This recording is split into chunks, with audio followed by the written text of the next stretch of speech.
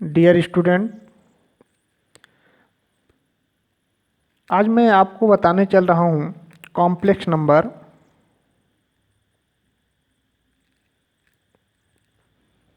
Complex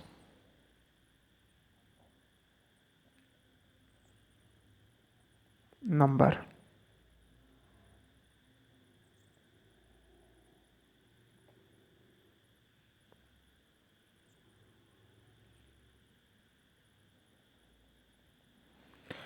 complex number आप ये लिखते हो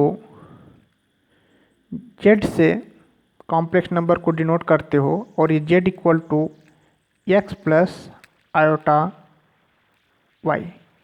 इस आई को हम कॉम्प्लेक्स नंबर में आयोटा रिप्रेजेंट करते हैं और ये z equal to x plus iota y ये आर्गुमेंट प्लेन पर मिलता है। ये अगर एक्स एक्सिस है और ये आपको वाई एक्सिस दिया है, एक्स एक्सिस वाई एक्सिस, तो ये जेड जो होता है यह एक पॉइंट रिप्रेजेंट करता है। पी का कोऑर्डिनेट एक्स वाई अगर दिया है तो इसी को हम लिखते हैं z equal to x plus iota y. और ये आयोटा आई क्या है, इस डायरेक्शन में इमेजिनरी नंबर रिप्रेजेंट करता है। जहाँ पर एक्स एंड वाई क्या होता है, रियल नंबर, तो आप यहाँ लिखोगे where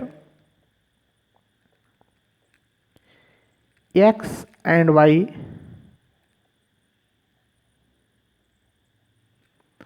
are real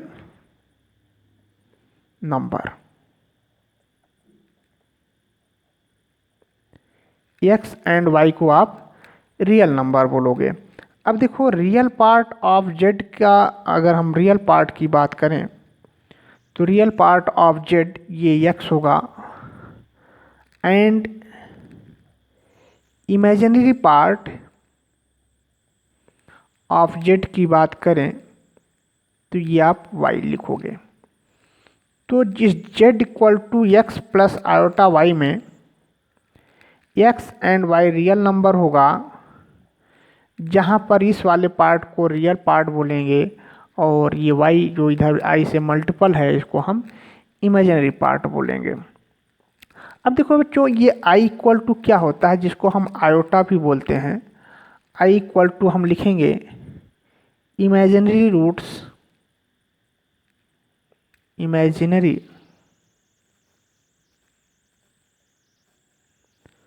root of unity.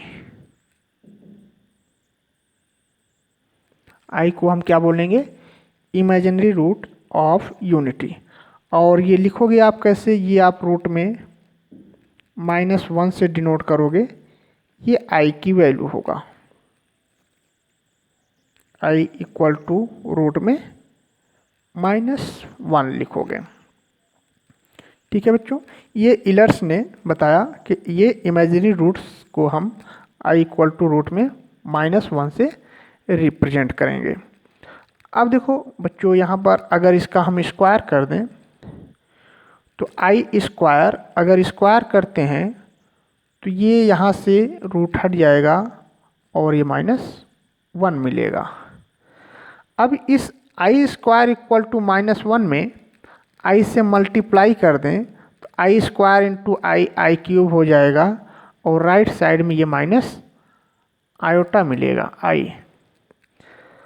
Again इसमें अगर हम आई से मल्टीप्लाई कर दें तो ये मिलेगा i⁴ और ये आपको मिल जाएगा -आई स्क्वायर। आई से मल्टीप्लाई करने पर आई क्यूब की जगह आप i⁴ लिखोगे, i⁴, क्योंकि आपने इसमें आई से मल्टीप्लाई किया है। राइट साइड में भी आप आई से मल्टीप्लाई कर रहे हो तो ये -आई स्क्वायर, आई स्क्वायर की वैल्यू -1 होता है, ये माइनस ब्रैकेट में -1 रख दिया आपने, ये +1 मिल गया। तो अब ये i⁴ इक्वल टू 1 हो गया। अब इस पर पावर कुछ भी अप्लाई आप करते हो तो ये ऑलवेज 1 होगा। कैसे, अब देखो यहाँ पर अगर हम लिख दें i⁴m, m कोई इंटीजर नंबर है और ये 4 का मल्टीपल है, 4 का मल्टीपल है तो ये 1 होगा।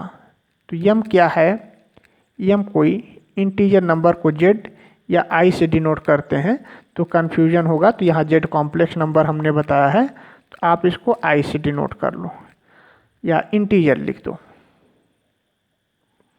ठीक है, अब देखो next condition, suppose that i raise to n आपको दिया है और ये आपसे पूछा गया इसकी वैल्यू क्या होगा। कंडीशन ये दे रहा है कि एन ग्रेटर देन 4 है। एन अगर 4 से ग्रेटर है तो उस कंडीशन में एन को आप 4 से डिवाइड कर दो।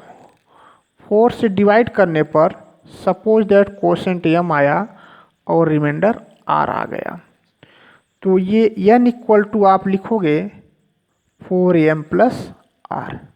एन इक्वल टू आपको मिल जाएगा 4m प्लस आर। अब यहाँ पर जो आई रेज टू एन दिया गया है, अब इसको आप सॉल्व करोगे आई रेज टू एन, तो ये आपको मिलेगा i raise to 4m plus are.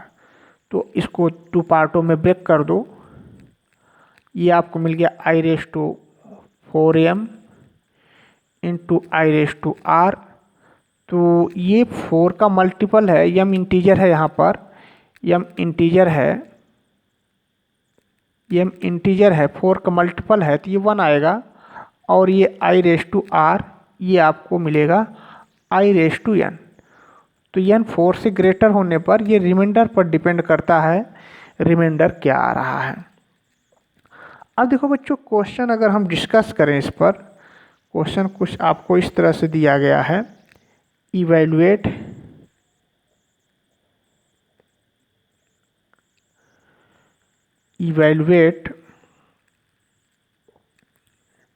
Iota raise to 1927, iota raise to 1927। तो अब इसमें इसको सॉल्व करने के लिए 1927 को 4 से डिवाइड कर दो। 4 से डिवाइड करोगे तो ये क्वेश्चन 4 मिल गया, सब्ट्रैक्ट करने पर 3, 8 जा 32 होगा, 4 8 जा 32, ये कैंसिल हो गया, 7 ले आओ, 4 1 जा 4, ये रिमाइंडर आपको 3 मिल गया।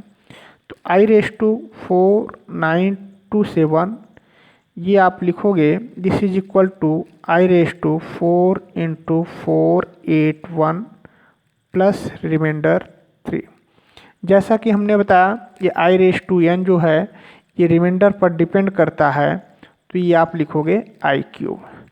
अब आपको पता है आई क्यूब की वैल्यू कितना होता है, माइनस आयोटा। तो अब देखो बच्चों, यहाँ पर आपने 4 से डिवाइड किया।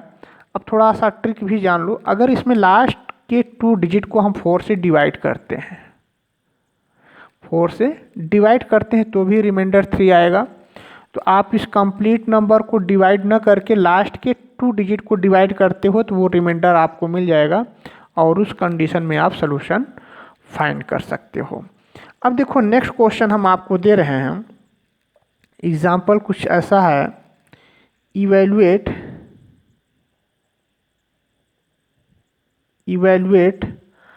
Iota raise to n, iota raise to n plus 1, iota raise to n plus 3। ये यहाँ पर स्पेस कम हो रहा है तो ये एन प्लस 2 है, plus iota raise to n plus 3 है। तो हमने यहाँ पर ये क्वेश्चन आपको दिया iota raise to n plus iota raise to n plus 1 plus iota raise to n plus 2 और प्लस हमने इधर लिखा है iota raise to n plus 3, ये वैल्यू फाइंड करना है। अब इसका सलूशन कैसा होगा, देखो ये आप लिखोगे iota raise to n plus iota raise to n into iota लिख सकते हो, प्लस ये आप लिख सकते हो iota raise to n into iota square, iota raise to n into iota cube. अब यहाँ पर आयोटा रेज टू एन को अगर हम कॉमन ले लें ये मिलेगा 1 प्लस आयोटा, और आयोटा स्क्वायर की वैल्यू -1 होगा, आयोटा क्यूब की वैल्यू माइनस आयोटा होगा, तो ये इधर कैंसिल हुआ, ये इधर कैंसिल हुआ, तो ये आपको 0 मिल गया। तो आपको ये ध्यान में रखना है द सम ऑफ आयोटा दिया गया हो और उस पर पावर अप्लाई किया गया और पावर कॉन्सिक्यूटिव नंबर है, तो उस कंडीशन में 4 कॉन्सिक्यूटिव पावर अगर आयोटा पर दिए गए हैं तो उसका सम ऑलवेज 0 होगा। तो आयोटा पावर जैसे यहाँ पर 100 लिखो, 101 लिखो, 102 लिखो, 103 लिखो, आयोटा का पावर, तो ये 0 होगा। या फिर आयोटा पावर 1000 प्लस 1001 करो, प्लस आयोटा पावर 1002 करो, प्लस आयोटा पावर 1003 करो, तो 0 आएगा। तो आयोटा का पावर जो कॉन्सिक्यूटिव नंबर्स दिए गए हैं उस कंडीशन में आयोटा के पावर को हम सम करते हैं तो ऑलवेज 0 आएगा। तो बच्चों ये वीडियो कैसा लगा कमेंट में आप ज़रूर लिखिएगा। नेक्स्ट क्लास में मैं आपको नेक्स्ट वीडियो बताऊंगा और कुछ क्वेश्चंस और बताएंगे। आज के लिए इतना ही बच्चों, थैंक यू।